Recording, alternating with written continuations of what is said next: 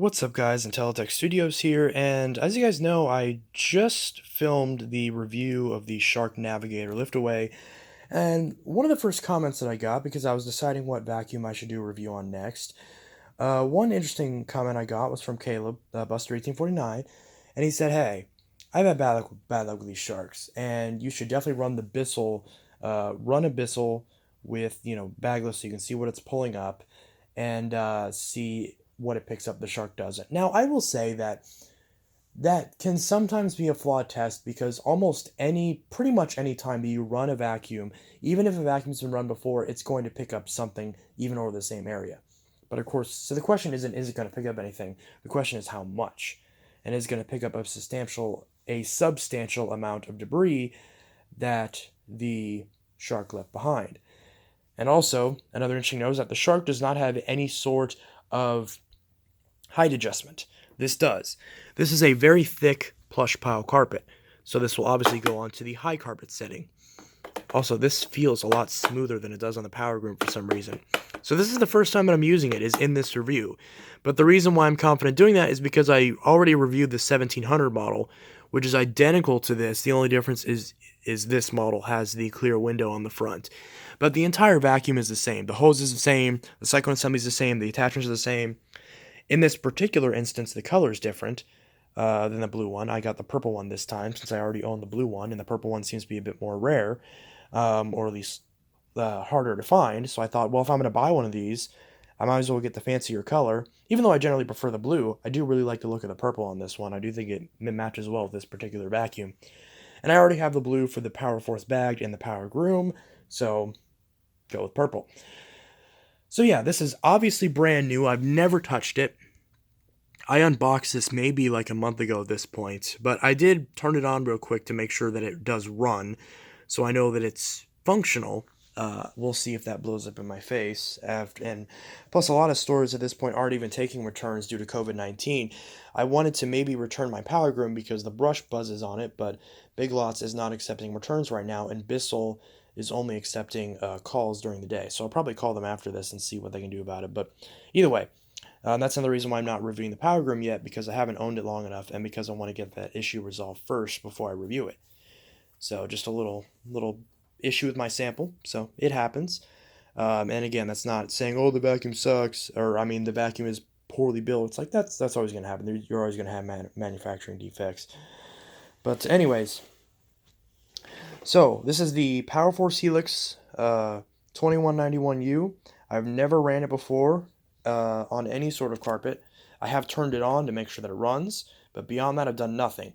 You can see the groom lines. The shark does leave nice groom lines, so you can see the exact area where this thing, where the shark vacuumed.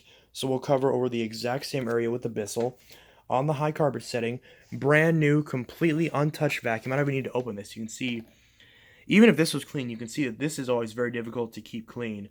So this is brand new, brand new. Never used this before. I haven't touched it at all since I took it out of the box.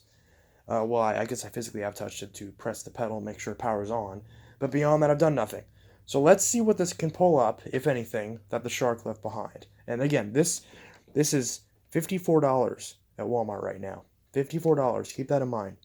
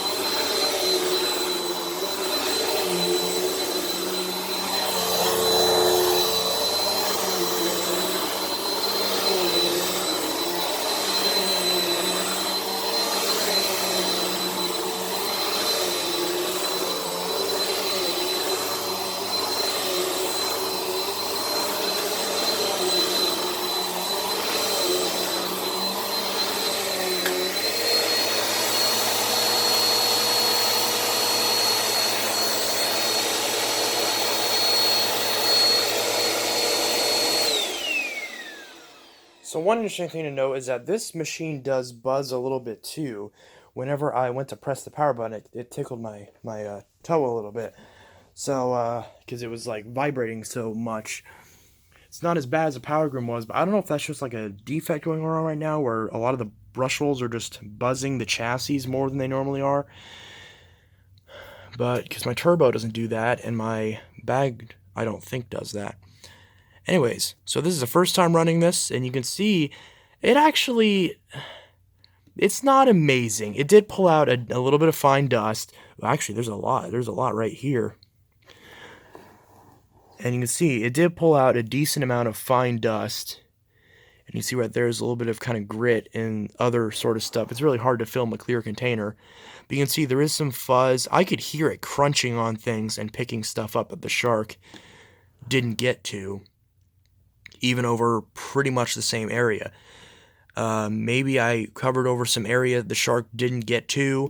Also, I believe this has a wider cleaning path than the shark does. Oh yeah, it definitely has a wider cleaning path than the shark does. So it has more access to getting stuff, even though the channel is obviously all the way on this side because it's not any sort of center channel. Granted, the shark isn't either. The shark's suction channel is on the same part of the vacuum. So that's not anything special. So there's not really much else to say as far as, take the results of that with you will and make your own conclusions about whether or not you consider this to be, amazing results. And it is clear enough you can see in the back around those seals as well, because this purple platform kind of hides a lot of that.